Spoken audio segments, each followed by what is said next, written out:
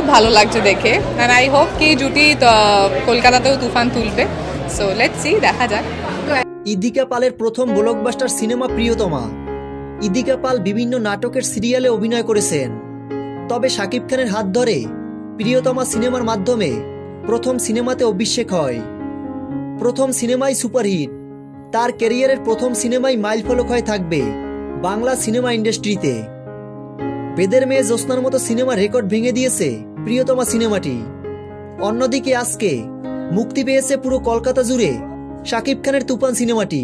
জুটি তো খুব ভালো লাগছে দেখে এন্ড আই হোপ কি জুটি কলকাতাতেও তুফান তুলবে। সো লেটস সি, দেখা যাক। তবে ইদিকা পাল শাকিবের তুফান সিনেমাটি দেখে পুরো অবাক হয়েছেন। ইদিকা পাল বলেছেন, তুফান সিনেমাটি সত্যি অসাধারণ হয়েছে। তো ভিউয়ার্স, তুফান সিনেমাটা নিয়ে আপনাদের কি মতামত? ভিডিওর নিচে কমেন্টে জানিয়ে দিন আপনাদের মূল্যবান মতামত।